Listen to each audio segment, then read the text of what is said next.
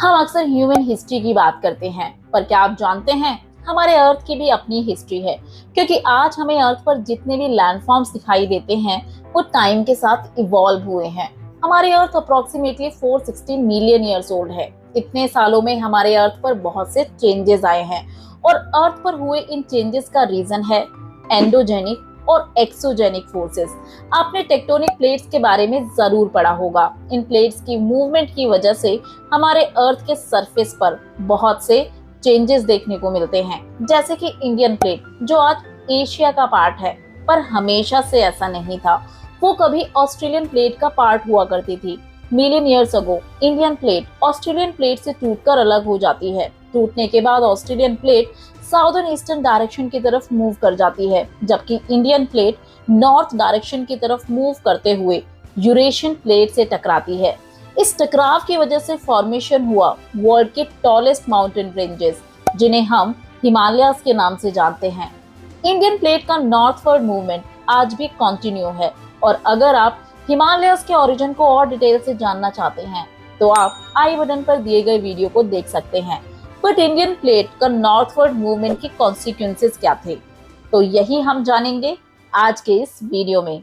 आज Indian subcontinent को geological structure और फॉर्मेशन के बेसिस पर 3 जियोलॉजिकल रीजन में डिवाइड किया जा सकता है। जियोलॉजिकल से हमारा मतलब है अर्थ के सरफेस पर चेंजेस जो मेनली टेक्टोनिक प्लेट्स के कारण होते हैं।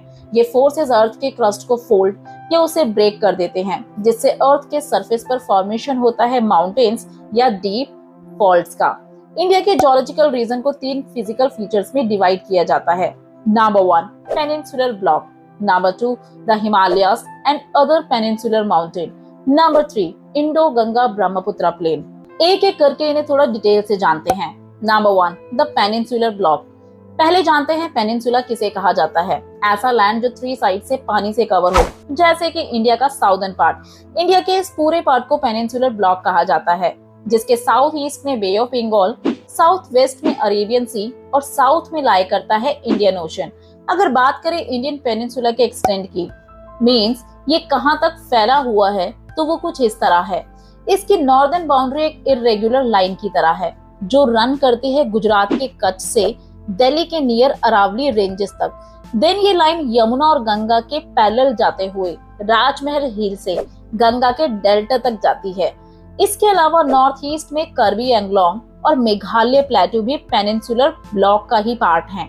बट ये रेगुलर ना होते हुए इनके बीच वेस्ट बंगाल में एक बड़ा गैप है। इस गैप को कहा जाता है मालदा फॉल्ट। फॉल्ट से हमारा मतलब है रप्चर, जो पेनिनसुलर प्लेटू को नॉर्थ ईस्ट में पड़ने वाले प्लेटू से अलग करता है। बट ये फॉल्ट बना कैसे? एक्चुअल में इंडियन प्लेट के यूरेशियन प्लेट से टकराने की वजह से ये फॉल्ट डेवलप हुआ है। इसके अलावा छोटा नागपुर प्लेटू और राजस्थान के आसपास डेजर्ट लाइक फीचर भी इसकी बाउंड्री बनाते हैं। तो ये था पेनिनसुलर ब्लॉक का एक्सटेंट। बट अगर बात करें पेनिनसुलर ब्लॉक के एज की, तो ये कैम्ब्रियन पीरियड से ही एग्जिस्ट करता है, जो कि एक रिजिड ब्लॉक की तरह खड़ा हुआ है। कैम्ब्रियन पीरियड ज्योग्राफी में सबसे पुराना पीरियड है। रिजिड ब्लॉक से हमारा मतलब है जिसमें बहुत ज्यादा चेंजेस नहीं आए हैं, पर कुछ चेंजेस हमें देखने को मिलते हैं, जैसे कि इस ब्लॉक का वेस्टर्न कोस्ट का थोड़ा सा हिस्सा वाटर में सबमर्ज मीन डूब गया है। इसके अलावा टेक्टोनिक एक्टिविटीज की वजह से इसमें थोड़े बहुत चेंजेस आए हैं, बट इन चेंजेस ने उसके ओरिजिनल बेस में कोई चेंज नहीं किया है। जैसे कि हम जान चुके हैं कि इंडियन पेनिनसुला एक टाइम पर ऑस्ट्रेलियन प्लेट का पार्ट था। उस टाइम पर इसमें बहुत से वर्टिकल मूवमेंट्स हुए। मींस जब इंडियन प्लेट ने नॉर्थ की तरफ मूव करना शुरू किया, तब इस प्लेट की मूवमेंट की वजह से फॉल्ट डेवलप हुए। इन फॉल्ट से फॉर्मेशन हुआ रिफ्ट वैली का और ब्लॉक माउंटेन्स का। नर्मदा, तापी और महानदी एग्जाम्पल है रिफ्ट वैली का, जबकि सतपुरा रेंजेस एग्जाम्पल है ब्लॉक माउंटेन्स का। इनके अलावा पेनिनसुला में हमें बहुत से रेलिक्ट और रेजिडुअल माउंटेन्स भी देखने को मिलते हैं, मींस जिनका टाइम के साथ इरोजन हो चुका है या वो टूट चुके हैं, जैसे कि Aravalli ranges, Nallamala hills, Javadi hills, Velikonda hills, Palkonda ranges और महेंद्रगिरी हिल्स। हिल्स बेसिकली उन्हें कहा जाता है जिनकी हाइट माउंटेन के कंपैरिजन में काफी कम होती है।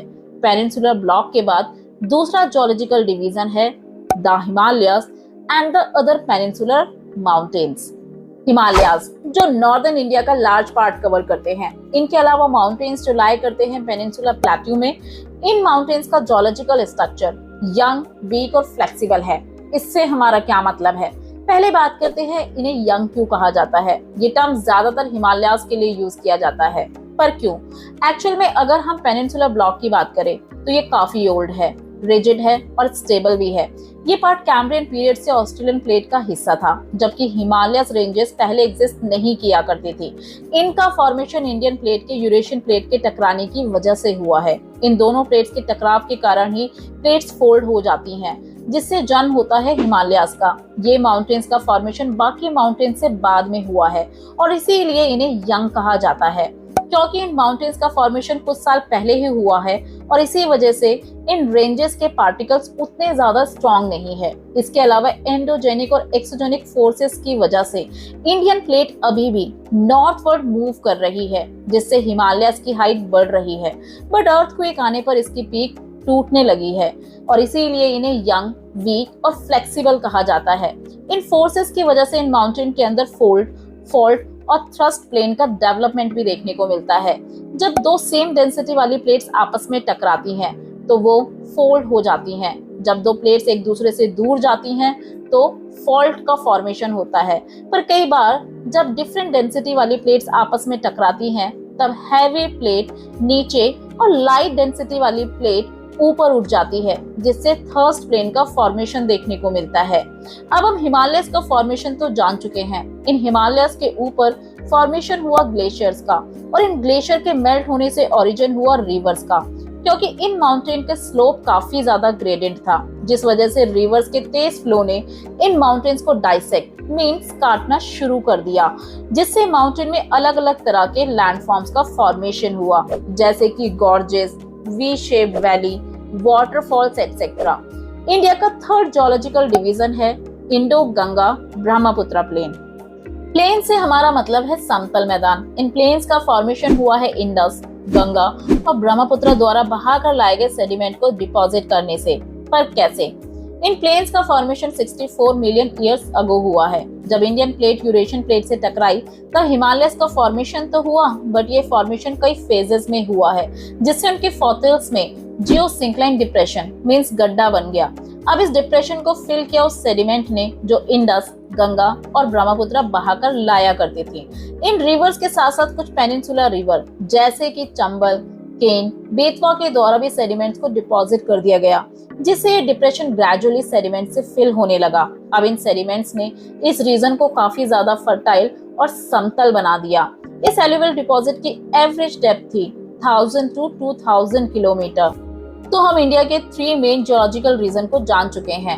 ये तीनों ही रीजन एक दूसरे से काफी ज्यादा डिफरेंट है। इनके बीच का ये डिफरेंस इंडिया की फिजियोग्राफी में और ज्यादा डिफरेंस लेकर आता है।